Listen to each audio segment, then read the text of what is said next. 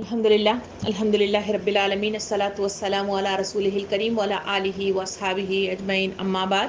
فاعوذ باللہ من الشیطان الرجیم بسم اللہ الرحمن الرحیم۔ شروع کرتی ہوں اللہ رب العالمین کے نام کے ساتھ جو بڑا مہربان اور رحم فرمانے والا ہے۔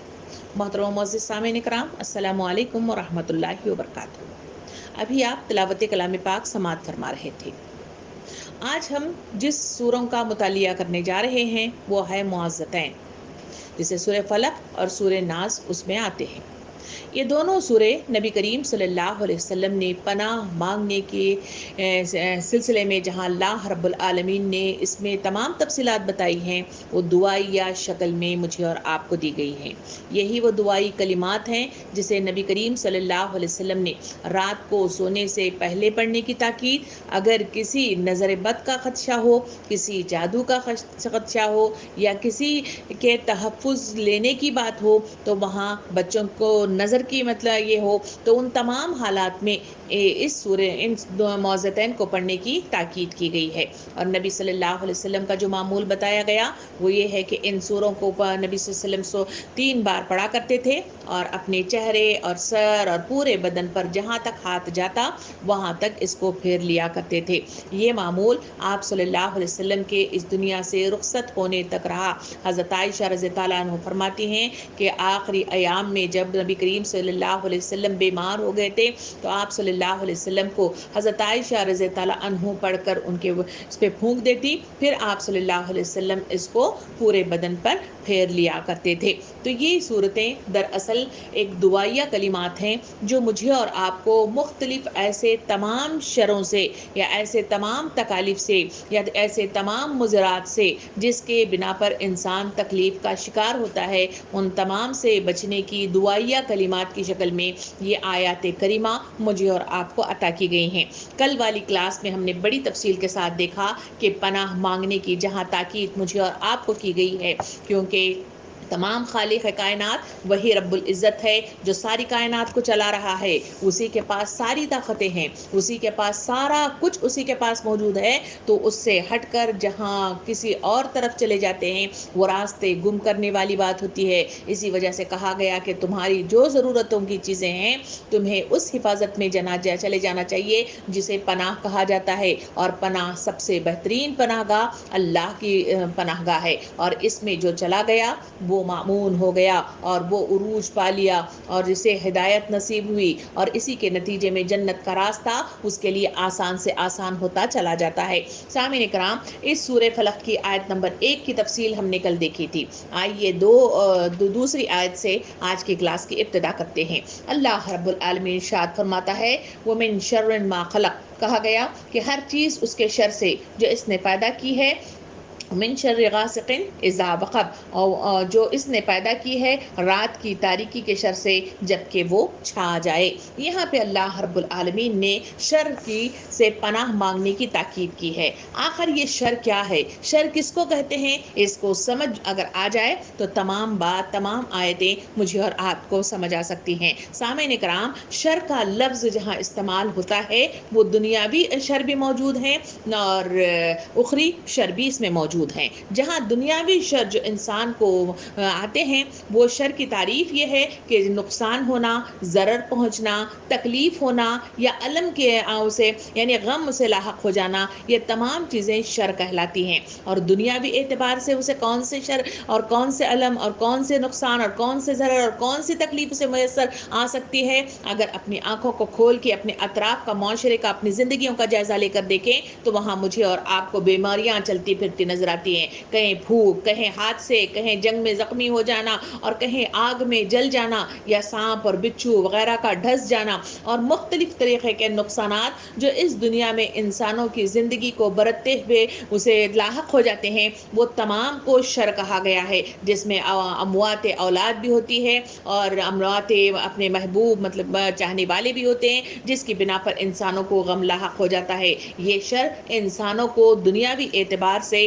اسے دوچار کرتا ہے اور یہ دنیاوی اعتبار سے وہ پریشان حال ہو جاتا ہے، جس کی بنا پر وہ لڑکھڑا جاتا ہے اور متزلزل ہو جاتا ہے۔ اسی وجہ سے ایسے شر سے دنیاوی اعتبار سے بھی اللہ رب العالمین پناہ مانگنے کی تاکید کرتے ہیں۔ اور دوسری طرف اخروی ہمارے لیے کون سا نقصان ہوتا ہے، اس کی اگر تفصیل کی طرف اگر اٹھ کر دیکھا جائے تو اس میں کفر اختیار کرنا، یعنی انکاریت، سرکشی، باغی پن، غداری، یہ تمام چیزیں اس کفر میں شامل ہیں۔ اور رہ گیا شرک، یعنی اللہ کے ساتھ وہی خالق کائنات جو ساری کائنات کو چلا رہا ہے، وہی خالق کائنات اسی کے دم سے ساری کائنات چل رہی ہے، اگر وہ کن کہہ دے تو پوری دنیا ہل کر رکھ دے۔ اور اسی وجہ سے اللہ تعالیٰ فرماتا ہے اس کے ساتھ انسانوں کا یہ حال ہے کہ وہ شرک اختیار کرتے ہیں، ہم نوا تلاش کرتے ہیں، اس کے ساتھ ساجی تلاش کرتے ہیں۔ کہا گیا کہ یہ بھی سب سے بڑا شر ہے جو انسانوں کو لاحق ہوتا ہے، تو اسے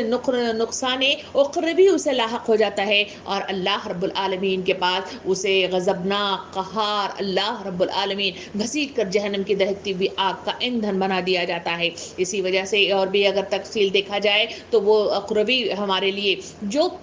شر میسر آتے ہیں وہ ہے وہ گناہ جو انسان اللہ رب العالمین کے انکار کرتا ہے اور اس کے نتیجے میں لاحق ہوتے ہیں، یا لا علمی، یا جسے جہالت کہا جاتا ہے، یا پھر آدمی غفلت اور لاپرواہی کا جہاں شکار ہو جاتا ہے، وہ گناہوں سے دوچار ہوتا ہے، اللہ کے احکام سے دور ہو جاتا ہے، اور ان احکام کے دور ہونے کے نتیجے عذاب الہی کا شکار ہو جاتا ہے، اللہ کے غضب کا شکار ہو جاتا ہے، اللہ کی پکڑ کا شکار ہو جاتا ہے، اور پھر مطلب جو ہے وہ سزا سے دوچار ہو جاتا ہے۔ پھر اگر دیکھا جائے تو انسان ظلم و ستم کرتا ہے، ظلم و ستم اپنی فطری اعتبار سے وہ اپنی آنکھوں کو، اپنے جسم کے مختلف اعضاء کو غلط طریقے سے استعمال کرتا ہے، جس کے نتیجے میں اسے نقصان ہوتا ہے، اسے ضرر پہنچتا ہے، کہاں؟ آخرت کے میدان میں۔ اللہ رب العالمین ارشاد فرماتا ہے یہ دونوں قسم آتے ہیں وہ شر کی مد میں، جس شر سے پناہ مانگنے کی تاکید اس سورہ کے ذریعے سے مجھے اور آپ کو دی گئی ہے کہ لوگوں ان تمام شروں سے اپنے آپ کی اللہ کی پناہ مانگ لیا کرو، اس لیے کہ ان شروں سے انسان دوچار ہو جاتا ہے تو ہل جاتا ہے، ان سے دوچار ہوتا ہے تو نقصانات میں اسے لاحق ہوتے ہیں، اور ان سے دوچار ہوتا ہے تو ان کے نام اعمال جو محنت کے نتیجے میں جمع شدہ سارے اعمال اس کے ضائع ہو جاتے ہیں۔ اسی وجہ سے کہا گیا کہ لوگوں تم ان تمام شروں سے پناہ مانگ لیا کرو اللہ کی، کیونکہ وہی ہے جو اس دنیا میں اتاری ہوئی ہر چیز کا مالک وہی ہے، اور انسانوں سے، جنوں سے، ہر مخلوق سے اگر کوئی اللہ رب العالمین کی پناہ میں آ جائے تو اسے کوئی نہ ضرر پہنچا سکتا ہے، نہ نقصان پہنچا سکتا ہے، نہ تکلیف پہنچا سکتا ہے، بلکہ اللہ غیبی امداد کے ذریعے سے اس کی حفاظت کرتا ہے۔ اسی وجہ سے تو ہم اس سورہ معوذتین کے سلسلے میں کل ہم نے بڑی تفصیل کے ساتھ دیکھا، جہاں رات کو سوتے ہوئے کہا گیا کہ معوذتین کو پڑھ لیا کرو، اور اسے اپنے سارے بدن پر تینوں خلقہ پڑھنا، اس کی تکرار کرنا، اور اسے پورے بدن پر پھونک دینا اور دم کر کے رات کو سو جانا۔ اسی کے نتیجے میں 2 فرشتے اللہ رب العالمین تعینات کرتا ہے، اسی کے نتیجے میں شیطان کے وساوس سے وہ بچتا ہے، شیطان کی دھوکہ بازیوں سے بچ جاتا ہے، اس کے نقصان سے بچ جاتا ہے، اور موذی جانوروں سے بھی مطلب جو ہے اسے بچا دیا جاتا ہے، اور صبح تک اس کی حفاظت کی جاتی ہے۔ اور جو صبح پڑھتا ہے، نبی صلی اللہ علیہ وسلم نے ارشاد فرمایا رات تک وہ محفوظ رہ جاتا ہے، پھر اس پر فرشتے تعینات کیے جاتے ہیں، وہ اس کی حفاظت کرتے ہیں، وہ اس کی نگرانی کرتے ہیں، وہ بحفاظت اسے شام تک اس کی حفاظت کرتے ہوئے چلے جاتے ہیں۔ سامعین اکرام، یہ وہ چیزیں ہیں جس کا اختیار کرنا مجھے اور آپ کو ضروری ہے، اس لیے کہ جو ضرر پہنچتا ہے یہ اندیکھے لوگوں کی طرف سے پہنچتا ہے، اور یہ شر جس کو لاحق ہو جاتا ہے اس کے نتیجے میں انسان خلجان کا شکار ہو جاتا ہے، ٹینشن کا شکار ہو جاتا ہے، دلی صدموں کا شکار ہو جاتا ہے، اور اس کے نتیجے میں انسان نہ فیصلے کر پاتا ہے، نہ صراط مستقیم پر چل سکتا ہے، اور نہ صحیح راستے کی طرف گامزن ہونے کے لیے ذہنی طور پر اس کی تیار بھی نہیں ہو پاتا۔ اسی وجہ سے ذہنوں کو سکون دینے کے لیے پناہ شرط اول ہے، اور اس پناہ کے سلسلے میں ان سوروں کے اندر بڑی تفصیل بتائی گئی ہے۔ سامعین کرام، اللہ رب العالمین یہاں پہ ارشاد فرماتا ہے کہ من شر ما خلق، یعنی ان شروں سے تم پناہ مانگ لیا کرو. اور یہ شر کون سے؟ اس میں کہا گیا کہ وہ تمام شر سے پناہ مانگو جس میں کہا گیا کہ رات کی تاریکی کے شر سے جبکہ وہ چھا جائے، یعنی اس میں کہا گیا کہ وہ تمام تاریکی والے شر جو انسانوں کو لاحق ہو جاتے ہیں. یہاں خاص لفظ تاریکی کا لفظ استعمال کیا گیا ہے. سامعین کرام، اس کی وجہ کیا ہے؟ اگر ذہنوں کو ٹٹول کر اپنی زندگی کا جائزہ لیتے ہوئے اس سوسائٹی کی طرف نظر ثانی کر کے دیکھا جائے تو دنیا میں جتنے بھی جرائم اس دنیا میں پیش آتے ہیں وہ سارے کے سارے تاریکی ہی میں جنم لیے جاتے ہیں اور تاریکی ہی میں انجام دیے جاتے ہیں. مثلاً اگر غور کر کے دیکھا جائے تو لوگ چوریاں کرتے ہیں، چوری رات کے اندھیرے میں کی جاتی ہے، اور ڈاکہ ڈالا جاتا ہے، رات کے اندھیرے کا انتخاب کیا جاتا ہے، اور پھر زناکاریاں مطلب جو ہے عروج پاتی ہیں، اور عصمت دریاں مطلب جو ہے وجود پاتی ہیں. یہ تمام رات کے وہ اندھیرے ہیں جس میں انسان چھپ کر اس طرح کے غلط کام کرتا ہے، کیونکہ شیطان رات کو بہت زیادہ متحرک رہتا ہے اور انسانوں کو مختلف طریقے سے مختلف انداز میں انہیں دھوکہ دے کر ان غلط کار راستوں کی طرف انہیں گامزن کر دیتا ہے. پھر اگر دیکھا جائے تو اسمگلنگ جہاں کی جاتی ہے وہ تمام چیزیں جہاں چوری چھپے ان کو یہاں سے وہاں منتقل کرنا، وہاں سے یہاں منتقل کرنا، وہ سارے کام تو اسی رات کے اندھیرے میں ہوتے ہیں. اور اسی وجہ سے جہاں جتنی زیادتیاں ہوتی ہیں دنیا میں، جتنی بدنی یا اخلاقی یا سیرتی جتنی مطلب خرابیاں یا زیادتیاں ہوتی ہیں وہ سارا کچھ رات کے اندھیرے میں ہی ہوتا ہے. اسی وجہ سے اللہ رب العالمین نے ہمیں جو دعائی کلمات سکھائے، کہا گیا کہ رات کی تاریکی میں جو کہ شر چھا جاتا ہے اللہ رب العالمین ارشاد فرماتا ہے کہ اس شر سے تم پناہ مانگ لیا کرو. سامعین کرام، دوسری مطلب جو ہے اس رات کے اندھیرے میں جہاں ان تمام شر ہمارے لیے انسان کرتا ہوا نظر آتا ہے، وہاں دوسری طرف دیکھا جائے تو جو جانوروں کی بات آتی ہے، کیڑے مکوڑوں کی بات آتی ہے، جو زمین میں دفن ہوتے ہیں، وہ سارے کے سارے رات کا اندھیرا چاہتے ہی وہ پورے کے پورے باہر زمین پر ابل پڑتے ہیں اور اسی کو باہر نکل کر اپنا شکار کرتے ہیں، کھانے کی تلاش کرتے ہیں، اور نقصانات انسانوں کو کرتے ہوئے مجھے اور آپ کو نظر آتے ہیں. اسی وجہ سے رسول صلی اللہ علیہ وسلم نے امت کو تلقین کی کہ رات کو جب سونے لگو تو تم بتی کو مطلب بجھا نہ دینا بلکہ روشنی رکھتے ہوئے سونا، اس لیے کہ رات کے اوقات میں موذی جانور کے ڈھسنے کا شکار نہیں ہو جاتے. اسی وجہ سے مجھے اور آپ کو یہ تلقین کی گئی ہے کہ اجالے کے ساتھ سویا جائے، بتی آن کر کے سوئی جائے، یا پھر مطلب جو ہے اپنے چراغ کو گل نہ کیا جائے. یہ وہ تلقین ہے جس کے نتیجے میں میں اور آپ اس موذی جانوروں سے بچ سکتے ہیں. اور اسی لیے یہاں دوسری طرف دیکھا جائے تو اللہ کے رسول صلی اللہ علیہ وسلم نے مجھے اور آپ کو تلقین حق اس طرح مجھے اور آپ کو کی ہے کہ رات کا جب اندھیرا چھا جاتا ہے وہاں تلقین کی گئی کہ بچوں کو باہر سے لے کر اپنے گھروں میں بند کر لو، اس لیے کہ رات کے اوقات میں شیاطین گھوما کرتے ہیں. احادیث کریمہ میں نبی کریم صلی اللہ علیہ وسلم نے اس بات کی تصدیق اس طرح کی فرمائی ہے، فرمایا کہ جب سورج غروب ہو جائے، ہر طرف غروب ہو جائے تو شیاطین ہر طرف پھیل جاتے ہیں، لہٰذا اپنے بچوں کو گھروں میں سمیٹ لو اور اپنے جانوروں کو باندھ لو جب تک کہ یہ تاریکی ختم نہ ہو جائے. سامعین کرام، یہ وہ مطلب جو ہے حقیقتیں ہیں جو رات کے اندھیرے میں انجام پاتی ہیں. اسی وجہ سے تو نبی کریم صلی اللہ علیہ وسلم ایک بس حضرت عائشہ رضی اللہ عنہ کو لیے ہوئے آگے بڑھے اور وہاں رات کے اندھیرے میں چاند کی طرف اشارہ کر کے فرمایا کہ عائشہ اللہ کی پناہ مانگو، ھذا نفاس اذا وقب، یعنی کہا گیا کہ اللہ کے اس کے پاس اس کی پناہ مانگو رات کے اندھیرے کی، کیونکہ یہی وہ رات کا اندھیرا ہے جہاں انسان مختلف طریقے کے شر سے دوچار ہوتا ہے اور انہی شروں کے نتیجے میں انسان کو اخلاقی اعتبار سے بھی اور دنیاوی اعتبار سے بھی مالی اعتبار سے بھی نقصانات لاحق ہو جاتے ہیں اور اسی کے نتیجے میں انسان پریشان حال ہو جاتا ہے. اسی وجہ سے اس آیت کے اندر پناہ مانگنے کی طرف تاکید کی گئی ہے. سامعین اکرام، اس پناہ کے بعد اللہ رب العالمین بات کو آگے بڑھاتے ہوئے فرماتا ہے وَمِن شَرِّ النَّفَّاثَاتِ فِي الْعُقَدِ، یعنی تم پناہ مانگو گرہ میں پھونکنے والی اور والیوں کے شر سے. کہا گیا کہ ایک اور شر بھی تمہارے لیے اس دنیا کے اندر انسانوں نے تیار کر رکھا ہے اور اپنی غلط کاریوں کے نتیجے میں یہ شر بھی تمہیں جہاں دو چار ہو جاتے ہو تو پریشانی کے معجب مطلب کھڑے ہو جاتے ہو. اسی وجہ سے کہا گیا کہ اس شر سے بھی پناہ مانگنے کی کوشش کرو. ایک ہے تاریکی کے شر سے, دوسرا کہا گیا کہ گرہ میں پھونکی جانے والی مطلب جو ہے کہ شر سے بھی تم پناہ مانگ لیا کرو. سامعین اکرام, جہاں لفظ گرہ کا استعمال کیا گیا ہے اس کا مطلب کیا ہے؟ اس کا مطلب دراصل یہ ہے کہ جھاڑ پھونک کرنا, جادو, کہانت وغیرہ یہ تمام چیزیں آتی ہیں گرہ میں, اور جس کے ذریعے سے انسان دھوکے باز جو لوگ ہوتے ہیں وہ ظلم و زیادتی کرنے والے لوگ سادہ لو انسان یا عوام کو مختلف دھوکے بازوں کے ذریعے سے اعمال کفریہ کے ذریعے سے دھوکے میں مبتلا کرتے ہوئے نظر آتے ہیں, اور اسی شر سے پناہ مانگنے کی تاکید کی گئی ہے. سامعین اکرام, جہاں گراہمت کی تفصیل آتی ہے اسے جادو سے تعبیر کیا جاتا ہے. آخر یہ جادو کس چیز کا نام ہے؟ سامعین اکرام, اس چیز کو کہا جاتا ہے جادو جو پوشیدہ ہو اور اس کے لطیف اثرات انسانی زندگی پر مرتب ہو رہے ہوں, اس کو جادو کہا جاتا ہے یا اسی وجہ سے یہ جادو کہلاتا ہے. اس کی وجہ دوسری یہ ہے کہ یہ جادو کیوں کہلایا جاتا ہے؟ اس لیے کہ یہ پوشیدہ ہوتا ہے, چھپا ہوا ہوتا ہے, نظروں سے اوجھل ہوتا ہے, اور اس کے بہت سارے لوگ اسے جاننے والے نہیں ہوتے اور نہ ہی اسے دیکھ پاتے ہیں. اور البتہ کچھ لوگ جو پوشیدہ اسے شیطانی اعمال کے ذریعے سے اسے انجام دیتے ہیں,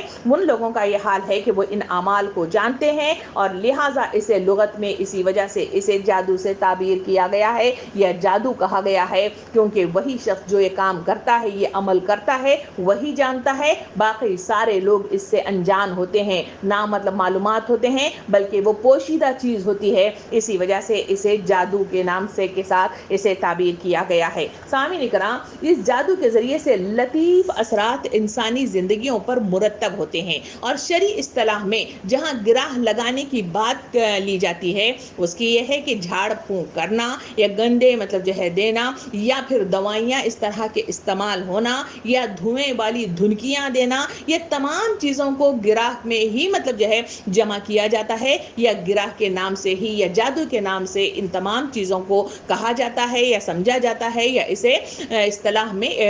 لفاظی میں اسے استعمال کیا جاتا ہے. سامعین اکرام, جو یہ لوگ کام کرنے والے یہ لوگ ہوتے ہیں ان کو جادوگر کے نام سے یاد کیا جاتا ہے, اور جو جادوگر یہ استعمال کرتے ہیں وہ کس کی مدد سے کرتے ہیں اور کیسے یہ عمل میں آتا ہے یہ جادو یا گرہ لگانا وغیرہ, اس کے سلسلے میں تفصیلات میرے اور آپ کے سامنے اس طرح احادیث کریمہ کے ذریعے سے آتی ہیں کہ جادوگر جو استعمال کرتے ہیں شیاطین کی مدد سے. نمبر 2 مطلب جو ہے یہ اثر ڈالنے کے لیے دوسری شیاطین یا ارواح خبیثہ کے ذریعے سے اس کام کو انجام دینے کی کوشش کرتے ہیں. نمبر 3 ستاروں کی مدد سے بھی ان کا کام کو انجام دیا جاتا ہے. نمبر 1 جو ہے شیاطین کی مدد سے, نمبر 2 ارواح خبیثہ کی مدد سے, نمبر 3 ستاروں کی مدد سے اس کو انجام دیا جاتا ہے جو یہ لوگ اس طرح کی گرہ لگانا یا جادو وغیرہ کرنے کے کام کرتے رہتے ہیں. اسی وجہ سے قرآن مجید میں اس جادوگری کو یا جادو والے عمل کو کفر سے تعبیر کیا گیا ہے, اور اس کے نہ کرنے کی تاکید احادیث کریمہ کے ذریعے سے مجھے اور آپ کو شدت کے ساتھ اس کی تفصیلات آتی ہیں. تو یہ جادو جہاں اس کا لفظ استعمال کیا جاتا ہے, یہ جادو 2 قسم کے منظر عام پر آتے ہیں. پہلا نمبر 1 جادو وہ ہے جو حقیقی جادو ہوتا ہے جس کا انسانی زندگیوں پر اثر ہوتا ہے, مرتب ہوتا ہے. اس سے اموات اللہ ہی کے اذن سے واقع ہو سکتی ہیں. اس کے نتیجے میں محبت کرنے والے جو ہے جدا ہو سکتے ہیں, یا کسی کے اندر محبت نہیں ہے تو محبت ڈلوائی بھی جا سکتی ہے. اس طرح کی یہ سارے کام جو ہے وہ شیاطین اور خبیثہ ارواح اور ستاروں کی مدد سے ان جنات کے ذریعے سے یہ کام انجام کو دیتے ہیں. پہلا نمبر 1 جادو. نمبر 2 جادو کون سا ہے؟ وہ جادو ہے خیالی جادو. یہ خیالی جادو کیا ہے؟ یہ خیالی جادو یہ ہے کہ اس دنیا کے اندر اس کو جو ہے خمرہ کے نام سے یاد کیا جاتا ہے, اور یہ خمرہ مطلب جو ہے جسے نام دیا گیا ہے یہ ایک دھوکے بازی والا مطلب جو ہے ایک حرکت ہے یا پھر ایک کرتب ہے جو انسان اس دنیا میں لوگوں کو دکھاتے ہوئے نظر آتے ہیں. اور جادوگر یہ بھی مطلب جو ہے کچھ اشارے استعمال کرتے ہیں، ان اشاروں کے نتیجے میں جو ہوتا ہے یہ گمان ہوتا ہے کہ وہ مطلب جو ہے جو کچھ وہاں پہ ظاہر کیا گیا ہے وہ بالکل ہوتا نہیں ہے، مگر انسانوں کو دکھائی دیتا ہے یا گمان ہوتا ہے کہ وہ کچھ ہو گیا ہے، یا پھر فلاں چیز حقیقت نہیں ہوتی، مگر کچھ چیزوں کو اس طرح مطلب جو ہے دکھایا جاتا ہے کہ وہ مطلب جو ہے ہمارے سامنے نظر آتی ہوئی محسوس ہوتی ہیں۔ اور کئی چیزیں ایسی خیالی اعتبار سے اس خیالی جادو کے اندر شیاطین ہی کی مدد سے اس کو انجام دیا جاتا ہے، جسے نظر کے دھوکہ بھی اسے کہا جا سکتا ہے۔ مثلاً مطلب جو ہے جہاں جادوگر کرتب دکھاتے ہوئے مجھے اور آپ کو نظر آتے ہیں تو وہاں اس جادوگری کے ذریعے سے کسی کو چھرا گھونپ دیا جاتا ہے، اس کے نتیجے میں ہم دیکھتے ہیں کہ چھرا جسم سے آر پار ہو گیا ہے، آنکھ سے آر پار ہو گیا ہے، ناک سے نکل کر کھوپڑی سے باہر آ گیا ہے، حلق میں ڈالا گیا ہے تو پیٹ سے باہر آ گیا ہے۔ اس طرح کی کئی حرکتیں مجھے اور آپ کو نظر آتی ہیں۔ تو یہ تمام چیزیں بظاہر مطلب جو ہے نظروں کے دھوکے کے ساتھ یہ سامنے جو کچھ ہوتا نہیں ہے مگر اس طرح نظر آتا ہے، مگر مطلب جو ہے پیچھے اس کی حقیقت کوئی ہوتی نہیں ہے۔ مثلاً اس طرح کئی مطلب جو ہے جادوگر اس طرح کے بھی ہمارے سامنے مثال آتی ہے کہ بہت سارے پیسے مطلب جو ہے کسی ایک پیسے کے ذریعے سے یا ایک ڈبے کے ذریعے سے اس طرح پیسے مطلب جو ہے نکالتے رہتے ہیں، بے شمار پیسے نیچے نوٹوں کی شکل میں گرتے رہتے ہیں، مگر حقیقت میں وہ پیسے نہیں ہوتے، مگر وہ نظر کا دھوکا ہوتا ہے جو انسانوں کو نظر آتا ہے کہ ہاں یہ کچھ مطلب جو ہے نظر آ رہا ہے۔ یا پھر مطلب ہم دیکھیں تو مختلف قسم سے ہم دیکھتے ہیں کہ ہماری کوئی چیز ہے جو لی جاتی ہے مگر گم ہو جاتی ہے، اچانک ان کے ڈبوں سے مطلب وہ چیز مل جاتی ہے۔ یہ ساری چیزیں وہ نظر کا دھوکا ہے جسے خیالی جادو کے نام سے یاد کیا گیا ہے۔ یہ تمام کام بھی چاہے وہ خیالی ہو چاہے وہ حقیقی جادو ہو، یہ دونوں بھی شیاطین ہی کی مدد سے اس کو انجام دیا جاتا ہے۔ سامعین کرام، نبی کریم صلی اللہ علیہ وسلم نے ان سلسلے میں جو احادیث ہمارے سامنے لائی ہیں وہ اس طرح ہیں۔ نبی صلی اللہ علیہ وسلم نے ارشاد فرمایا کہ انہوں نے لوگوں کی نظر بندی کر دی اور ان پر حیت غالب کر دی۔ اور سورہ اعراف آیت نمبر 116 میں اللہ رب العالمین وہی موسیٰ علیہ السلام کے جادوگروں کا جہاں تذکرہ آتا ہے وہاں اس طرح کا تذکرہ ہمارے سامنے آتا ہے کہ انہوں نے لوگوں کی نظر بندی کر دی اور ان پر بہت حیت طاری کر دی اور ایک طرح سے بڑا جادو انہوں نے دکھلایا۔ یعنی وہاں پر جادوگروں نے جو رسیاں پھینکی تھی جس کے نتیجے میں وہ ازدہے تھے، اس وقت موسیٰ علیہ السلام گھبرا اٹھے تھے، فرعون نے یہ بڑا مطلب جو ہے کرتب نامہ وہاں پہ لوگوں کے سامنے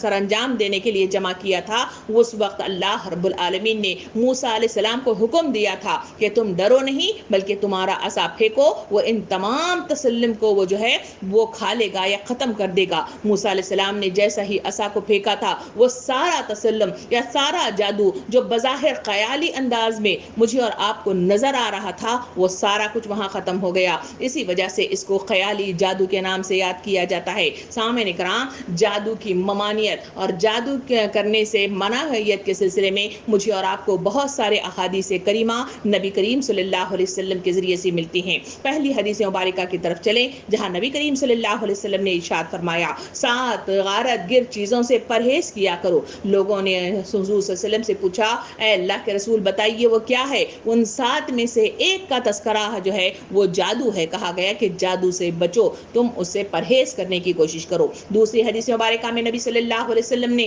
ارشاد فرمایا جو شخص کسی نجومے کے پاس آیا اور اس سے کسی چیز کے بارے میں دریافت کیا تو 40 رات تک اس کی نماز قبول نہیں کی جائے گی۔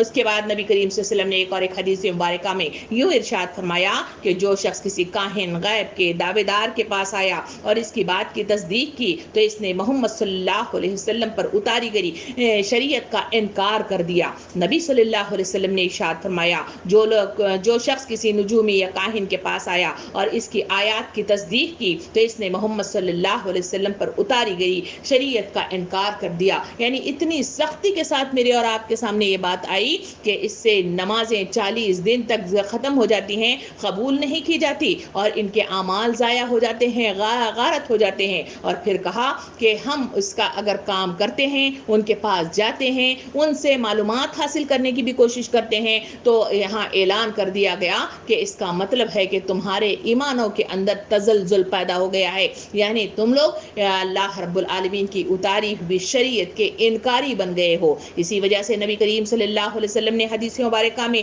یوں بھی ارشاد فرمایا جو شخص ہم میں سے نہیں ہے، وہ شخص ہم میں سے نہیں ہے جو بدفعلی کرے یا جس کے لیے بدفعلی کی جائے، جو غیب کی باتیں بتلائے یا غیب کی باتیں بتلائی جائیں، یا جو جادو کرے یا جس کے لیے جادو کیا جائے، اور جو شخص کاہن کے پاس آیا اور اس بات کی تصدیق کی تو اس نے محمد صلی اللہ علیہ وسلم پر نازل شدہ شریعت کا انکار کر دیا۔ سامعین کرام، وہ تمام چیزیں لائی گئیں، چاہے وہ اشارے کی شکل میں ہو، چاہے معلومات کے سلسلے میں ہو، یا خود اختیار کرنے کے سلسلے میں ہو، اگر ان کاموں کا اگر اختیار کیا جاتا ہے تو آدمی اللہ کے رسول صلی اللہ علیہ وسلم نے ارشاد کے مطابق انہیں کہا گیا کہ وہ جو ہے نہ اللہ کی نازل کردہ شریعت سے انکار کر رہا ہے۔ حضور صلی اللہ علیہ وسلم نے ارشاد یہ بھی فرمایا کہ میری امت کے وہ لوگ بلا حساب جنت میں داخل ہوں گے جو نہ داغنے کا علاج کرتے ہیں، نہ جھاڑ پھونک کراتے ہیں، نہ فال گیری اختیار کرتے ہیں، بلکہ اپنے رب پر توکل کرتے ہیں۔ کہا گیا کہ جو لوگ یہ کام نہیں کرتے، اللہ کے رسول صلی اللہ علیہ وسلم نے فرمایا کہ بلا حساب اللہ محاسبنی حسابا یسیرا کے مصداق میں وہ جنت میں داخل ہوتے چلے جائیں گے اور ان سے آسان حساب لیا جائے گا۔ اور اسی وجہ سے اس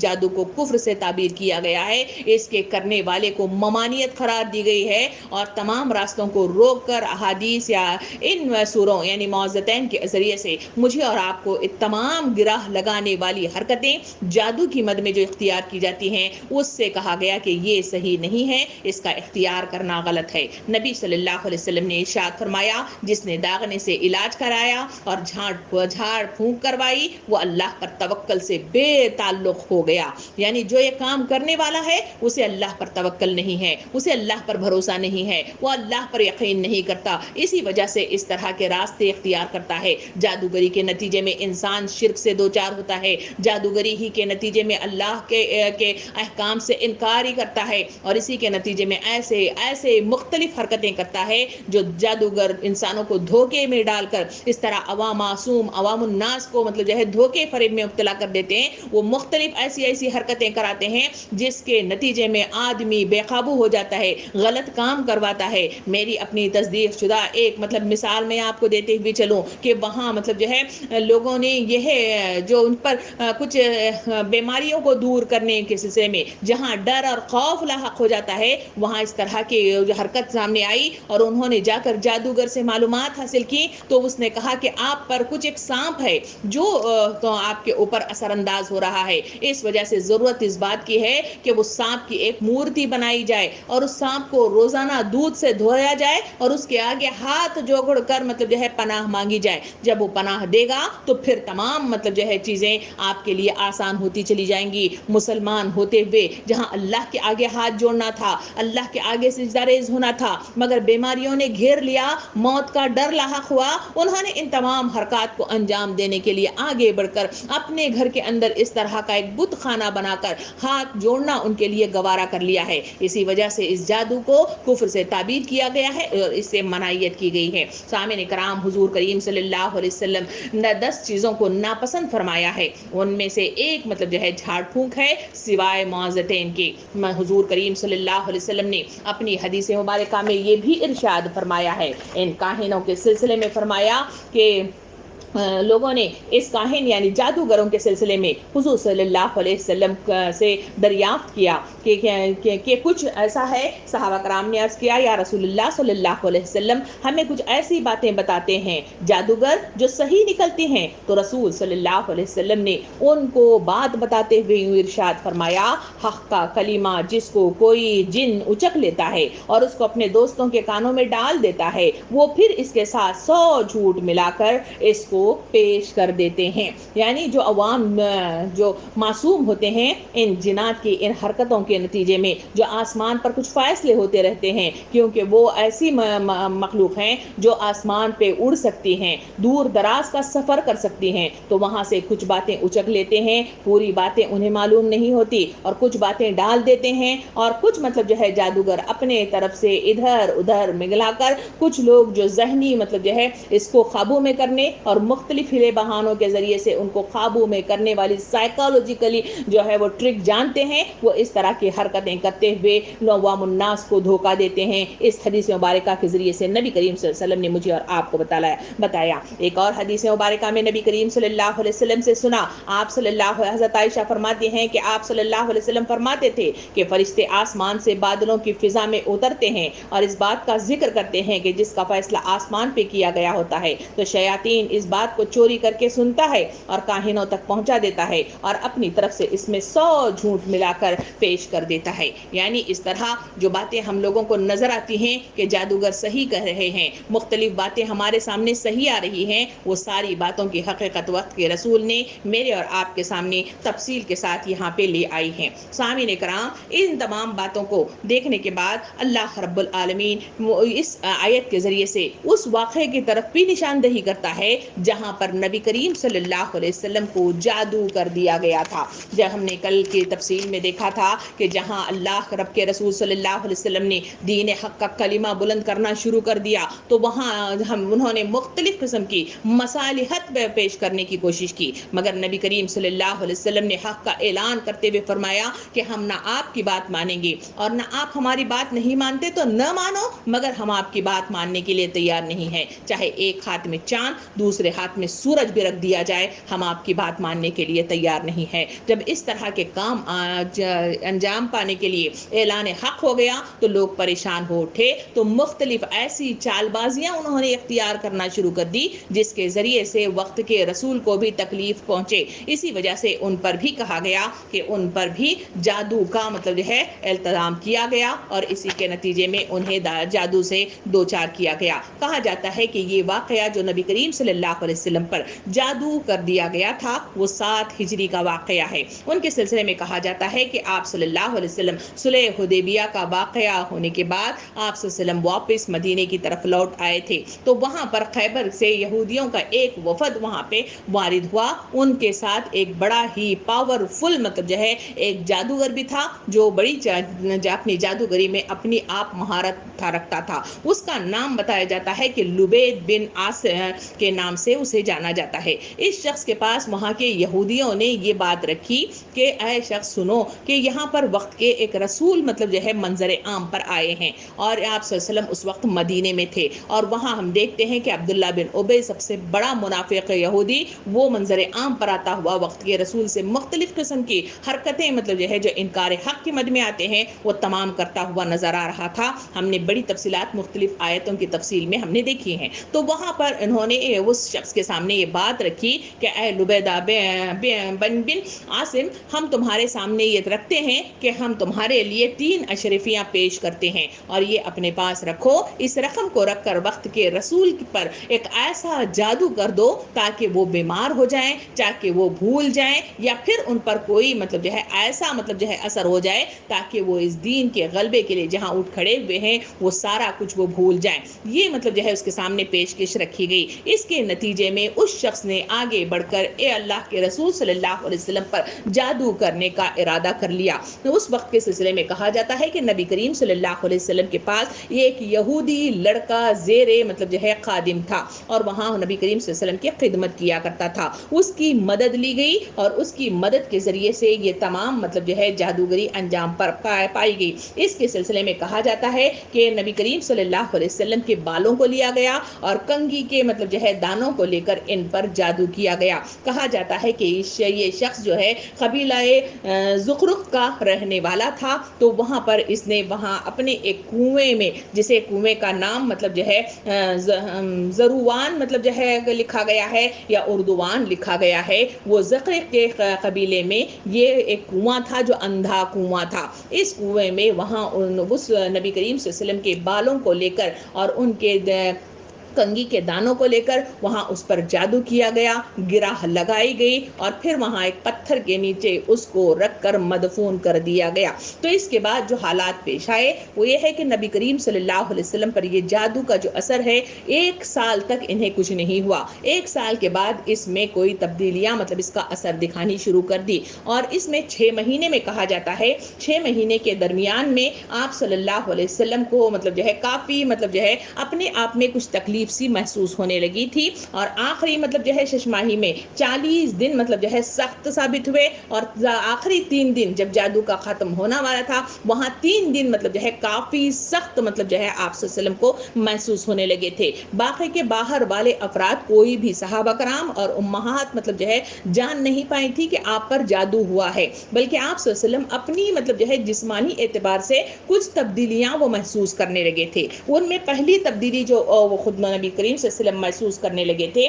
وہ یہ ہے کہ آپ صلی اللہ علیہ وسلم کا جسم کھلنے لگ گیا تھا، آپ لاغر ہونے لگ گئے تھے، آپ کمزور ہونے لگ گئے تھے۔ دوسرا اثر اس جادو کے سلسلے میں یہ آیا کہ آپ کا خیال ہوتا ہے کہ آپ مطلب جو ہے ازواج کے پاس گئے ہیں، یہ خیال ان کا ہو جاتا تھا، مگر حقیقت یہ ہے کہ آپ ان کے پاس نہیں گئے ہوتے تھے، یعنی یہ ذہنی اعتبار سے بھلاوے کے شکار مطلب جو ہے واقع ہو رہے تھے۔ اور بعض اوقات آپ صلی اللہ علیہ وسلم کو نظریں مطلب جو ہے ایسا لگتا کہ یہ ہے مگر وہ حقیقتاً مطلب جو ہے وہ نہیں ہوتا تھا، ایسا مطلب جو ہے نظروں کا دھوکہ بھی واقع ہونے لگا تھا۔ اور ان اثرات کے نتیجے میں آپ صلی اللہ علیہ وسلم پریشانی مطلب جو ہے جسمانی اعتبار سے محسوس کرنے لگے تھے، مگر اس جادو کے نتیجے میں کوئی آپ کی تبلیغ حق کے کام میں کوئی رکاوٹ نہیں آئی، اور قرآن کی یاد کرنے والی کیفیت پر آپ پر کوئی اثر نہیں ہوا، اور جہاں آیات کریمہ کے ذریعے سے تلقین حق کی جا رہی ہے اور معاشرے کی اصلاح کرنے کے سلسلے میں آپ جہاں واعظ و نصیحت کر رہے ہیں اس میں کسی میں کوئی تبدیلی نہیں آئی، سارے کام برابر مطلب جو ہے اپنے وقت پر اور اپنے صحیح انجام کے ساتھ اسے تکمیل پر پہنچ رہے تھے۔ البتہ جو کمی ہو رہی تھی وہ بھلاوے کے شکار ہو رہے تھے، بھلاوا آیات کے سلسلے میں نہیں آیا، بھلاوا مطلب جو ہے کچھ چیز مطلب جو ہے بالکل ہی بھول کر چلے گئے، ایسا کچھ بھی نہیں ہوا، بلکہ بھلاوا کچھ ایسا ہوتا کہ ایک زوجہ کے پاس وہ گئے ہیں تصور کرتے مگر وہ ہوتا نہیں تھا، وہاں نہیں گئے ہوتے، ایسی مطلب جو ہے حرکتیں آپ صلی اللہ علیہ وسلم اپنے میں محسوس کر رہے تھے۔ اور ایک بار جب لاکھ کے آخری 3 دنوں میں آپ بہت زیادہ اس کی شدت محسوس کرنے لگے تو تاریخ کے صفحات مجھے اور آپ کو سیرت بتاتی ہے کہ آپ صلی اللہ علیہ وسلم حضرت عائشہ رضی اللہ عنہ کے پاس آئے، اور وہاں آپ صلی اللہ علیہ وسلم نے دعا مانگی اور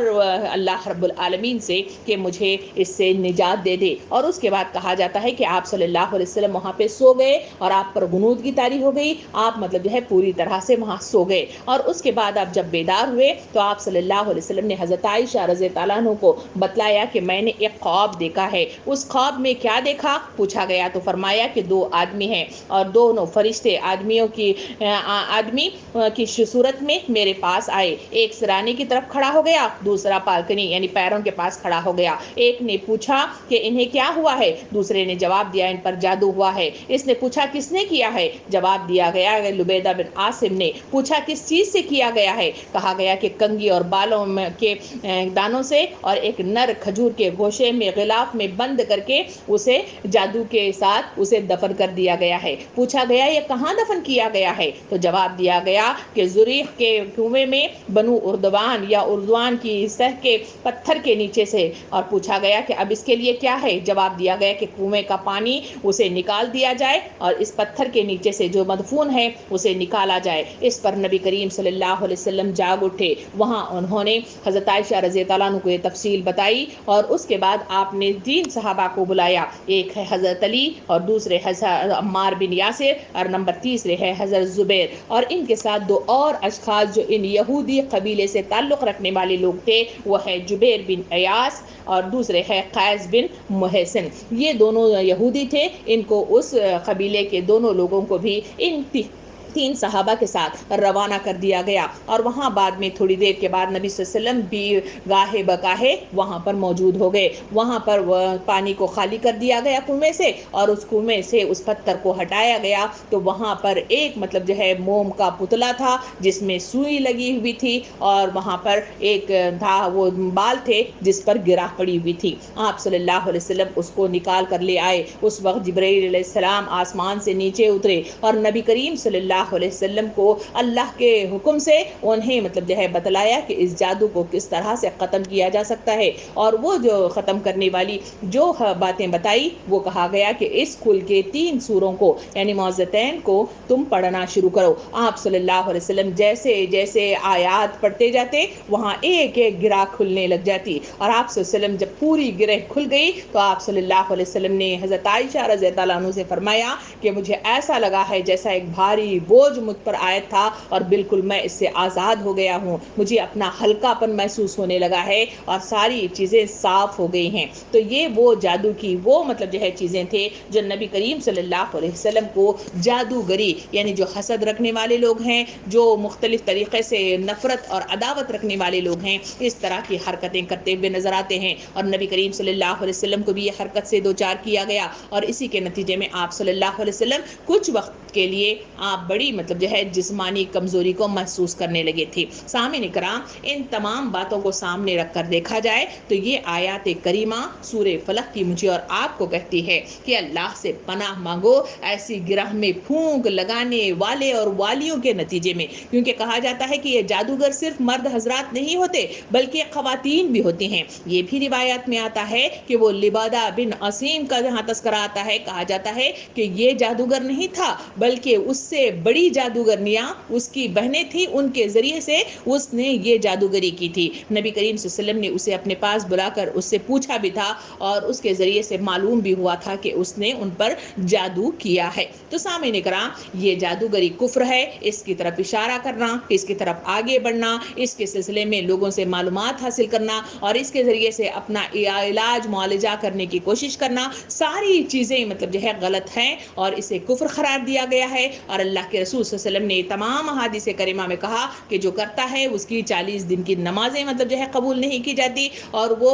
اس طرح ہے جیسے اس نے اللہ رب العالمین پر توکل سے لا تعلقی اختیار کر لی ہے یا نبی کریم صلی اللہ علیہ وسلم پر اتاری گئی شریعت پر انکار کر دیا ہے۔ تو یہ ہے وہ جادو کی حقیقت جس کی طرف یہاں پہ پناہ مانگنے کی تاکید کی گئی ہے۔ اسی سورہ میں آخری چیز یہاں پہ زیر بحث جو لائی گئی ہے وہ کہا گیا وَمِن شَرِّ حَاسِدٍ إِذَا حَسَدَ، یعنی کہا گیا کہ اس شر سے جو حاسد کے شر سے ہے جبکہ وہ حسد کرے۔ سامعین کرام، یہاں ایک دوسری بیماری انسانوں کو جو لاحق ہوتی ہے اس کی طرف اشارہ کیا گیا ہے جو انسانوں کے لیے مضر ہے، خود کے لیے تو مضر ہے ہی ہے مگر معاشرے میں بھی فساد فی الارض رونما ادا کرنے میں بڑا اہم کردار ادا کرتی ہے اور اس کے نتیجے میں لوگ ایک دوسرے سے دور ہو جاتے ہیں، اسی کے نتیجے میں محبتیں ختم ہو جاتی ہیں، اسی کے نتیجے میں انسان بغض اور انات کا شکار ہو جاتا ہے، جھگڑے رونما ہو جاتے ہیں۔ ویسی بیماری جسے حاسد اختیار کرتے ہیں اس کے سلسلے میں کہا گیا کہ یہ تمام چیزیں بھی حسد کرنے والے جو لوگ ہیں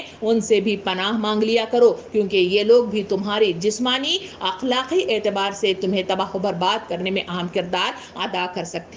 کرتے ہیں۔ سامعین کرام، اس کے بعد جو حسد ہے، یہ حسد کیا ہے، اس کی اگر تعریف، اس کی تفصیل، اس کا مطلب اگر دیکھا جائے تو اسے کہتے ہیں کہ جس شخص کے پاس نعمت ہو اور وہ مطلب جو ہے محسوس کرے کہ وہ نعمت جسے عطا کی گئی ہے وہ خود کو حاصل نہیں ہے، تو اس وقت وہ دل میں ناخوشی محسوس کرے اور دوسرے لوگوں کی جسے نعمت حاصل ہے اس کے زوال کے سلسلے میں وہ مطلب جو ہے کوشاں رہے اور اس کے لیے مطلب جو ہے دعائیں کرے یا دل میں برا محسوس کرے۔ ان تمام مطلب جو ہے حرکتوں کو حسد سے تعبیر کیا گیا ہے۔ حسد یہ ایک مہلک خطرناک بیماری ہے، اس بیماری کے نتیجے میں روح بے چین ہو جاتی ہے، اس بیماری کے نتیجے میں دل مجروح ہو جاتا ہے اور اس بیماری کے نتیجے میں ذہن کو مضطرب یعنی ٹینشن زدہ ہو جاتا ہے، اور اس مہلک بیماری کے لاحق ہونے کے نتیجے میں کہ وہ منتشر ہو جاتا ہے، بالکل پوری طرح سے ڈپریس ہو جاتا ہے۔ یہ تمام وہ علامتیں ہیں جو حسد کی بیماری لاحق ہونے کے نتیجے میں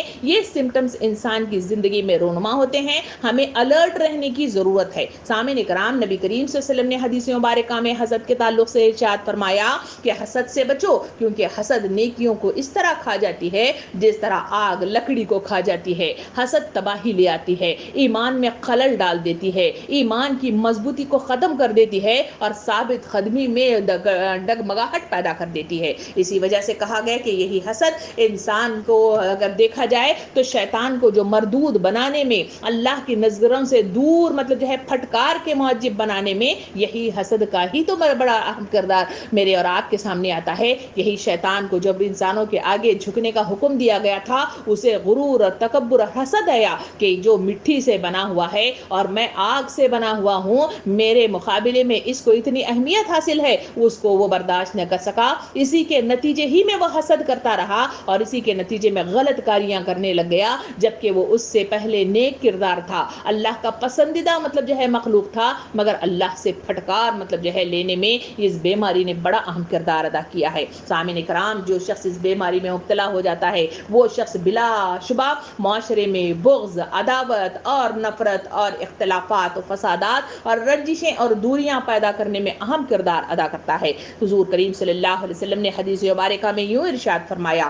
تمہاری طرف پچھلی قوموں کی برائیاں یعنی حسد اور بغض سرایت کر آئیں گی جو مونڈ ڈالیں گی۔ کہا گیا کہ میں یہ نہیں کہتا کہ یہ بالوں کو مونڈ ڈالیں گی بلکہ یہ دین کو مونڈ ڈالیں گی، یعنی جو حسد سے دو چار ہوتا ہے وہ دین کا خمقہا کر دیتا ہے، خاتمہ کر دیتا ہے، دوری مطلب بنا دیتا ہے۔ اسی وجہ سے حضرت امام غزالی رحمۃ اللہ علیہ مطلب جو ہے حسد کے متعلق اپنے کوٹیشن میں یوں بیان کرتے ہیں کہ حسد اس لیے بہت بڑا گناہ ہے کہ حسد کرنے والا گویا اللہ رب العالمین پر اعتراض کر رہا ہے کہ فلاں آدمی اس نعمت کے قابل نہیں ہے، اس کو یہ نعمت کیوں دی گئی ہے۔ اور مزید وہ آگے بات بڑھاتے ہوئے کہتے ہیں کہ حسد کے باعث حاسد کا دل اندھا ہو جاتا ہے، یہاں تک کہ اللہ تعالیٰ کے احکام کو وہ سمجھنے کی صلاحیت بالکل ختم کر دیتا ہے۔ یعنی یہ حسد وہ ہے جو انسان کو تباہی و بربادی کے دہانے پر لے آتا ہے۔ البتہ اسلام انسانوں کو اجازت دیتا ہے رشک کیا جائے۔ رشک اور حسد میں بالکل مطلب جو ہے متضاد یہ مطلب جو ہے دونوں کوالٹیز ہیں۔ حسد وہ ہے جو نعمتوں کے چھن جانے کے لیے دعائیں کرتا ہے، اس کے چھن جانے پر خوشیاں مناتا ہے اور اس کے لیے جتنی مطلب جو ہے ہو سکتا ہے مختلف غلط کار مطلب جو ہے حرکتیں اس میں سر انجام دی جاتی ہیں۔ جبکہ اس کے مقابلے میں رشک وہ چیز ہے کہ انسان سامنے والے کو دیکھتا ہے کہ وہ نعمت اسے میسر آئی ہے، مجھے وہ چیزیں میسر نہیں آئیں، مگر وہ اللہ سے دعا کرتا ہے کہ پروردگار جس کو یہ نعمت عطا کی گئی ہے اس میں برکت عطا فرما، اسے مزید اس میں اضافہ عطا فرما، اس میں استحکام عطا فرما، پروردگار میں اس سے محروم ہوں، مجھے بھی وہ چیز عطا فرما دے۔ یہ ہے وہ رشک جس کی کرنے کی مطلب جو ہے اجازت اسلام دیتا ہے، اور اس کے سلسلے میں مجھے اور آپ کو تاکید کی گئی ہے رشک کیا جا سکتا ہے، مگر حسد کو منع کیا گیا ہے۔ اور حسد ہی کے تعلق سے اس سورہ فلق میں مجھے اور آپ کو پناہ مانگنے یعنی ایسے حاسدوں سے پناہ مانگنے کی تاکید کی گئی ہے۔ سامعین کرام، یہ تھا سورہ فلق۔ اب مزید آگے بڑھ کر دیکھا جائے تو اس میں ہم دیکھتے ہیں کہ سورۃ الناس بھی مطلب جو ہے اسی سے ملتی جلتی سورت ہے جس میں مزید کچھ چیزوں کی پناہ مانگی گئی ہے۔ آئیے اس کا مطالعہ ہم شروع کریں، جہاں نبی کریم صلی اللہ رب العالمین نے بسم اللہ الرحمن الرحیم کے ساتھ اس کی شروعات کی۔ شروع اللہ کے نام کے ساتھ جو بے انتہا مہربان اور رحم فرمانے والا ہے۔ ایسا رب العالمین جو انسانوں پر رحم کرتا ہے، ماؤں سے 70 ماؤں سے زیادہ محبت کرتا ہے، اس لیے آنکھوں کو کھولنے کے لیے تجربات لے آتا ہے، آنکھوں کو کھولنے کے لیے ضمیر کو بیدار کرتا ہے، آنکھوں کو صحیح ہدایت دینے کے لیے مختلف تجربات سے اسے آگاہی دیتا ہے۔ ان کو اگر وہ بگڑ جا رہے ہیں، سرکش اختیار کر رہے ہیں، تو اللہ رب العالمین کچھ ڈھیل دے کر انہیں پکڑ کر کھینچ لیتا ہے، مختلف تکالیف اور پریشانیوں تمہیں مبتلا کر دیتا ہے۔ اسی کے نتیجے میں انسان کا دل نرم ہو جاتا ہے تو اسے ہدایت مطلب جو ہے کی طرف آنے کی دعوت دیتا ہے کہ لوگوں آؤ اور اللہ کی پناہ اختیار کرو، کیونکہ اللہ ہی ہے جس نے تمہیں اس دنیا میں اتارا ہے اور یہی ہے جو تمہیں کھینچ کر اپنے پاس لے آئے گا، اور تمہاری ساری کی ساری جو جانچ پڑتال کرنی ہے وہ اللہ ہی کرے گا۔ کوئی اور شے اور کوئی مطلب جو ہے کوئی اور ہستی اس کے لیے قابل مطلب جو ہے حق نہیں رکھتی۔ اسی وجہ اس کے ساتھ اللہ کے رسول اللہ رب العالمین نے سورہ کی ابتدا یوں کی کہ قل اعوذ برب الناس، کہو میں پناہ مانگتا ہوں۔ یعنی یہاں پر بھی پناہ کی وہی بات آئی جو ہم نے سورہ فلق میں بڑی تفصیل کے ساتھ دیکھی۔ پناہ اللہ رب العالمین کی لینی چاہیے، اسی کی طرف رجوع ہونی چاہیے، وہی ساری طاقت رکھتا ہے اور وہی انسانوں کو بچاتا ہے۔ یہ کبریائی میرے اور آپ کے ذہنوں میں اگر محو ہو جائے تو ہم دیکھتے ہیں کہ اللہ رب العالمین کے اس دنیا کے اندر انسانوں نے مطلب جو ہے وہ کارنامے انجام دیے جنہیں آگ پر لٹایا گیا تو کوئی بھی اثر نہیں ہوا، ان کو برچھے مار کر شہید کر دیا گیا تو ان پر کوئی اثر نہیں ہوا۔ وہ شہادت کے لیے خود میدان میں اترے اور جنگ کے میدان میں شہادت کے لیے اپنے آپ کو پیش کر دیا۔ واقعہ ہمارے سامنے آتا ہے کہ ایک شخص شخص مطلب جو ہے بدو مطلب جو ہے گزر رہا ہے، وہاں جنگ ہو رہی ہے. نبی صلی اللہ علیہ وسلم سے پوچھا کھجور کھاتے ہوئے کہ یہاں کیا ہو رہا ہے؟ نبی صلی اللہ علیہ وسلم نے ارشاد فرمایا یہاں پہ جنگ ہو رہی ہے. کہا گیا کہ کیوں مطلب جو ہے کی جا رہی ہے؟ کہا گیا کہ اللہ کے دین کے غلبے کے لیے اور جنت کے حصول کے لیے. کہا گیا کہ کیا میں بھی جنگ مطلب کروں اور اس کے نتیجے میں مجھے بھی جنت ملے گی؟ کہا بے شک. تو اس وقت اس نے اس کھجور کو جو اپنے ہاتھ میں تھا اسے گوارا نہیں کیا کہ میں اس کو کھاؤں، اس نے زمین پر پٹک دیا اور جنگ کے میدان میں تلوار لے کر کود پڑا. اللہ کے اس کلمے کو بلند کرنے کی خاطر شہید ہو گیا. نبی کریم صلی اللہ علیہ وسلم نے اس شخص کے سلسلے میں جب وہ شہادت پائی تو اپنے صحابہ کرام سے مخاطب ہو کے فرمایا جس شخص نے شہادت پائی ہے وہ جنت کی کیاریوں میں گھوم رہا ہے. سامعین اکرام، یہ ہے وہ اللہ کی پناہ، یہ ہے وہ اللہ پر توکل، یہ ہے وہ اللہ پر بھروسہ، یہ ہے وہ توحید کی طاقت جو انسانوں کے اندر پیدا ہوتی ہے تو اللہ رب العالمین انہیں بچا کر اس طرح سے انہیں منزل مقصود تک پہنچا دیتا ہے. یہ ہے وہ پناہ جس کی تاکید یہاں پہ کی گئی ہے. نیکسٹ آیت میں کہا گیا کہ پناہ اس کی مانگو. پہلی چیز کہی گئی جو انسانوں کا رب ہے، دوسری چیز کہی گئی الہ الناس، یعنی کہا گیا کہ انسانوں کا بادشاہ بھی ہے، اور من شر کہا گیا کہ اور انسانوں کے حقیقی معبود کی. یعنی یہ تین مطلب جو ہے کوالٹی الگ الگ ہمارے سامنے آئی. پہلا کہا گیا کہ انسانوں کا رب ہے، یعنی وہ رب جو حقیقی ہے، چاہے اسے مانا جائے چاہے اسے نہ مانا جائے، چاہے اس کے سلسلے میں صحیح توکل کیا جائے یا نہ کیا جائے، بہرحال یہ اللہ رب العالمین ہی ہے جو انسانوں کو اس دنیا میں بھیجتا ہے، ان کی سربراہی کرتا ہے، ان کی رہنمائی کرتا ہے، انہیں ہدایت عطا فرماتا ہے، انہیں زندگی کی آسائشیں مطلب جو ہے انہیں عطا فرماتا ہے. یہ سارا کچھ وہ آقا حقیقی ہے. نمبر دوسرا کہا گیا کہ انسانوں کا بادشاہ ہے، یعنی وہ بادشاہ ہے جو ساری کے ساری مطلب جو ہے اس انسان کو جہاں اتارا ہے وہ ساری کی ساری مطلب جو ہے طاقت رکھتا ہے کہ جہاں انسان کو جس چیز کی ضرورت ہے وہ تمام آسائشیں اسے پہنچاتا ہے. ہم دیکھتے ہیں کہ آکسیجن جہاں سلنڈر لینے کے لیے پیسوں کی کتنی مطلب جو ہے مانگ ہوتی ہے اور جتنی مارا ماری ہوتی ہے، وہی آکسیجن اللہ رب العالمین انسانوں کی بقا کے لیے 24/7 مطلب جو ہے اسے اس دنیا کے اندر اتارتا رہتا ہے. رہ گئی ہوائیں، یہ ہواؤں ہی کا مطلب جو ہے اثر ہے جس کے نتیجے میں اور آپ سانس لے سکتے ہیں. اللہ رب العالمین انسانوں کی بقا کے لیے یہ بھی کام کرتا ہے. انسانوں کے کھانے پینے کے انتظام کے لیے زمین سے غلہ اگایا جاتا ہے، آسمان سے بارش برسائی جاتی ہے، زمین سے انسانوں کے لیے جانور مطلب جو ہے پیدا کیے جاتے ہیں. یہ تمام چیزیں اس کے رزق کا انتظام ہی تو ہے. یہ سارے انتظام اللہ رب العالمین نے حقیقی ہی کرتا ہے. اس کا طرف اشارہ کر کے فرمایا کہ ایک تو خدا وہی ہے، نمبر دوسرا یہ ہے کہ وہ تمام بادشاہی اسی کی ہے. اسی کے حکم سے مطلب جو ہے کوئی دانہ زمین پہ بویا جائے تو اس میں سے اگر کوئی پودا نکلتا ہے، کوئی درخت بن جاتا ہے، وہ اللہ ہی کے حکم سے ہوتا ہے. آسمان پر بادل ہے، اللہ کا حکم جب تک نہ آئے وہاں سے بادل سے کوئی ایک مطلب خطرہ بھی زمین پر نہیں آ سکتا. ہوائیں جو چلتی رہتی ہیں اگر اللہ کا حکم مطلب جو ہے ختم کر دیا جائے تو پھر مطلب جو ہے وہاں پر کوئی ہوا زمین پر نہیں چل سکتی. سامعین اکرام، یہ اللہ رب العالمین ہے جو ساری کائنات کی بادشاہی کر رہا ہے. پھر کہا گیا کہ انسانوں کے حقیقی معبود کی، یعنی یہ حقیقت ہے، انسانوں کا یہ حال ہے کہ وہ اس کی ہی کھاتے ہیں اور اسی کا پہنتے ہیں اور اسی کی مطلب جو ہے سب آسائشیں اصول کرتے ہیں. مگر انسانوں کا یہ حال ہے کہ اس حقیقی بادشاہ کو چھوڑ کر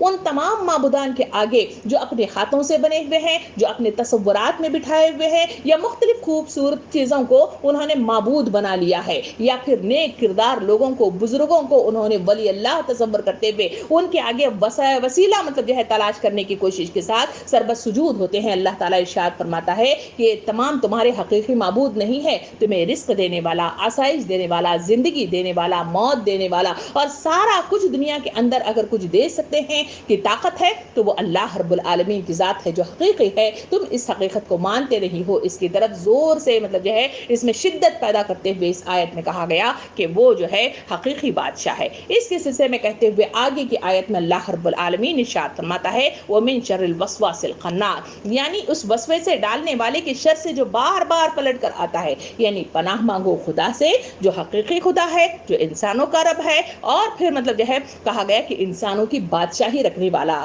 خدا ہے. اس سے پناہ مانگو، اس مطلب جو ہے हस्ती से जो वसवसे डालने वाली है। वसवसा क्या होता है? वसवसा कहते हैं पलट कर बार बार तकरार के साथ एक बात का दोहराया जाना, दिलों के अंदर खलजान का रोनुमा कर देना, दिलों के अंदर शुकू को शुबात डाल देना, दिलों के अंदर मुख्तलिफ तरीके से गुमान बदगुमानियां पैदा कर देना, उन तमाम को वसवास से ताबीर किया गया है। और यहाँ वसवास की जो कोशिश करने वाला शख्स है उसे वसवास के नाम से याद किया गया है, और जो दिलों में पैदा होता है उसे वसवसे के नाम से ताबीर किया गया है। सामीन कराम, ये जो खन्नास है जिसकी तरफ यहाँ पे दूसरा लफ्ज इस्तेमाल किया गया है, खन्नास के मतलब है छुपी हुई चीजें, ढकी हुई चीजें, और दिलों के अंदर एक अजीब से एहसासात के साथ हमारे लिए ख्यालात में खलजान पैदा करने वाली चीजें, मतलब जो है उसे खन्नास से ताबीर किया गया है। और ये खन्नास का ये हाल है कि बार बार, मतलब एक बात कोई शख्स अगर बताया जाए तो मानने की कैफियत नहीं रखता, उसको बार बार दोहरा कर तकरार के साथ उसे मतलब जो है दोहराया जाए ताकि इंसान पक्के एतबार से इसको कबूल कर ले। यही तरीक़ाकार मीडिया भी इख्तियार करती है। इसी वजह से एक ही बात को हज़ारों मरतबा मुख्तलिफ पैराए में उसे बार बार दोहराती है, जिसके नतीजे में इंसान उस बात को सच समझता है, वही बातों को जो वो कहते हैं वो झूठ बातों को ज़बान पे मतलब जो है चला लेता है, और वही बातों को माशरे के अंदर चलता फिरता करता है। ये वसवसे की वो अलामत है जो इस तरह करते हैं, और ये तमाम हरकत शैतान की हरकतें हैं, जहां मतलब जो है ये तमाम काम करता है। और ये यहाँ पे कहा गया कि यहाँ वो शैतान ही नहीं है जो ये वसवसा इख्तियार करवाता है, बल्कि ये है कि इनके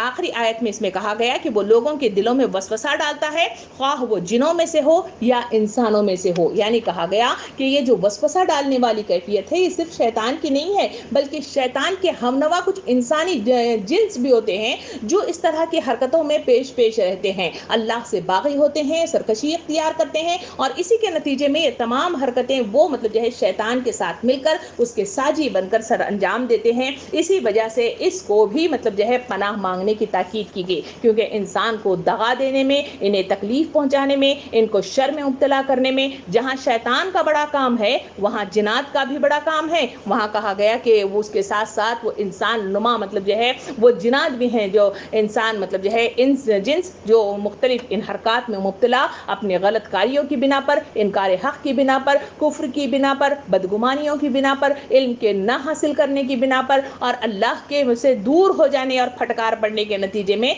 ये तमाम काम इस दुनिया में करते हुए नजर आते हैं। इसी वजह से आयात करीमा में मुख्तलिफ तरीके से इन वसवास के सिलसिले में मुझे और आपको ताकीदें जो की गई हैं, उसमें सबसे पहले अगर देखा जाए तो सूरह आराफ की आयत नंबर 200 में अल्लाह रब्बुल आलमीन यूं इरशाद फरमाता है, जिसका तर्जुमा ये है कि अगर शैतान की तरफ से तुम्हें कोई उकसाहट महसूस हो जाए तो अल्लाह से पनाह मांग लिया करो। हमने सूरह फातिहा की तफसीर में तऊज़ का जहां जिक्र किया था, वो तऊज़ वही है, अऊज़ु बिल्लाहि मिनश शैतानिर रजीम। हम पनाह मांगते हैं शैतानुर रजीम से, यानी यही वो तऊज़ है जिसकी ताकीद के सिलसिले में इस आयत में कहा गया कि जब भी मतलब जो है तुम्हारे दिलों में ऐसी गलत मतलब जो है जहन अगर तुम्हारे अंदर खलजान पैदा करने लगे, बदगुमानियां जन्म लेने लगे, और मुख्तलिफ किस्म के वसवसे मतलब जो है बुरे ख्यालात आने लगे, तो उस सूरत में तुम्हारे जो काम होना चाहिए वो कहा गया कि तुम अल्लाह के बंदे बनने के लिए, अपने मकसद अजीम की तकमील के लिए जो काम करना है वो ये है कि अल्लाह की पनाह मांग लिया करो। फिर आगे बढ़कर देखा जाए तो सूरह मोमिनून की आयत नंबर 97 में अल्लाह रब्बुल आलमीन यूं इरशाद फरमाता है, तर्जुमा कुछ इस तरह है कि कहो मेरे परवरदिगार, मैं शैतान की उकसाहटों से तेरी पनाह मांगता हूँ। यानी तुम इस तरह कहो और अल्लाह से दुआ इस तरह करो, और इस तरह मतलब जो है अल्लाह की पनाह में आ जाओ। और इसी तरह सूरह आराफ आयत नंबर 201 में अल्लाह रब्बुल आलमीन यूं इरशाद फरमाता है, तर्जुमा ये है कि जो लोग परहेजगार हैं उनका हाल तो ये होता है कि कभी शैतान के असर से कोई बुरा ख्याल इन्हें छू भी जाता है तो फौरन चौकन्ने हो जाते हैं और फिर सही रास्ता साफ नजर आने लग जाता है। यानी वो कैफियत बताई गई कि पनाह, सबसे पहले पनाह मांग ली जाए, और किस तरह से पनाह मांगनी चाहिए वो दुआ का सलीका भी सिखाया गया। और तीसरे सिलसिले में कहा गया कि मोमिनों की कैफियत जो होती है उनको वही है कि जैसे ही मतलब जो है वो कुछ गलत मतलब जो है वसवसा दिल में रोनमा होने लगता है, वो चौकन्ने हो जाते हैं, अलर्ट हो जाते हैं। जैसे मसलन मतलब जो है छठी हिस्स जिसे कहा जाता है, जैसे ही मतलब बदन को कोई मतलब जो है चूंटी काट ले या मच्छर काट ले, या फिर मतलब जो है कोई पीछे से हमारा दोस्त मतलब जो है कोई पिंच करने आ जाए या कोई सुई चुभोए, तो हम फौरन मतलब चौकन्ने हो जाते हैं, अलर्ट हो जाते हैं, हिल जाते हैं, बचने की कोशिशें करते हैं। उसी के सिलसिले में यहाँ पे कहा गया فرمایا کہ تمہیں الرٹ رہنے کی ضرورت ہے۔ مومنوں کی کیفیت یہی ہے کہ جب بھی شیطان ان کے دلوں میں مطلب جو ہے شیطان ہو یا انس ہو یعنی انسان ہو، اس طرح کے غلط مطلب جو ہے ان کے دلوں میں وساوس ڈال دیتا ہے تو اس سے بچنے کی حتی الامکان کوشش وہ مطلب جو ہے چوکنے ہو کر سر انجام دیتے ہیں۔ اسی وجہ سے ہم میں سجدہ کی آیت نمبر 35 میں اللہ رب العالمین یوں ارشاد فرماتا ہے، یہ چیز بڑے نصیبوں والوں کے سوا کسی کو حاصل نہیں ہوتی۔ یعنی یہ نصیب کی بات ہے، یہ اپنے مطلب جو ہے کردار کی بات ہے، یہ اللہ کے محبوب بندے کی بننے کی بات ہے، یہ متقی پن اختیار کرنے کی بات ہے کہ اللہ کی نظروں میں اگر ہماری حیثیت حاصل ہو جائے تو ایسی مطلب جو ہے چھٹی حص انسانوں کو عطا کر دی جاتی ہے جس کے نتیجے میں یہ وساوس سے وہ اپنے آپ کو بچا لیتے ہیں، الرٹ ہو جاتے ہیں، چوکنے ہو جاتے ہیں، بچنے کی کوششیں کر لگتے ہیں اور پھر تعوذ پڑھ کر اللہ رب العالمین کی پناہ میں آ جاتے ہیں۔ اسی وجہ سے اللہ رب العالمین سورہ قاف آیت نمبر 16 میں یوں ارشاد فرماتا ہے، اور ہم ان کے نفس سے ابھرنے والے وسوسوں کو جانتے ہیں، یعنی اللہ تعالیٰ جانتا ہے کہ ان کے دلوں کے اندر وسوسے کیا ہوتے ہیں۔ اسی وجہ سے پناہ مانگنے کی جو تاکید کی گئی ہے وہ ان سوروں کے اندر سورہ ناس اور سورہ فلق میں جو تاکیدیں کی گئی ہیں وہ اسی وجہ سے کی گئی ہیں تاکہ انسانوں کو اندرونی اعتبار سے وہ مطلب جو ہے صحیح روح ان کے اندر پیدا ہو جائے، جس کے نتیجے میں جسم سے صحیح کام لیا جا سکتا ہے، اقامت دین کا صحیح کام انجام دیا جا سکتا ہے۔ اسی وجہ سے یہ تاکید کی گئی ہے۔ آپ صلی اللہ علیہ وسلم نے ایک مشہور مسنونہ خطبے میں آپ نے یوں ارشاد فرمایا، نعوذ باللہ من شرورنا وانفسنا، یعنی ہم اللہ کی پناہ مانگتے ہیں اپنے نفس کی شرارتوں سے۔ یعنی یہ جو شیطان مطلب جو ہے جہاں اکساہٹ کا شکار ہو جاتا کرواتا ہے وہاں شیطان نما انسان بھی مطلب یہ حرکتیں کرتے ہیں، ان میں ایک بڑا مطلب جو ہے کردار ہمارا نفس بھی ہے جو ہمارے اندر مطلب جو ہے پنپ لیا ہے، اور اس نفس کے اندر اللہ رب العالمین نے بڑی آزمائی یعنی خواہشات کی بے پناہ طاقت عطا فرمائی ہے۔ یہ خواہشات جہاں انسان ہزاروں خواہشیں ایسی کہ ہر خواہش پہ دم نکلے مگر نکلے میرے ارما پھر بھی کم نکلے، اس مصداق میں اس کی وہ جو ہے کاشتکاری ہوتی ہے۔ اسی وجہ سے تو سورہ تکاثر میں کہا گیا کہ زیادہ سے زیادہ مال حاصل کرنے کی دھن نے تمہیں لبے گور تک پہنچا دیا ہے۔ اسی وجہ سے تو نبی کریم صلی اللہ علیہ وسلم نے بیوقوف شخص اسے بتایا کہ جو دوسروں کی دنیا بنانے کے لیے اپنی آخرت کو تباہ و برباد کر لیتا ہے۔ یہ تمام کام وہ کون سے ہیں؟ کہا گیا یہ نفس کی تباہ کاریاں ہیں، یہ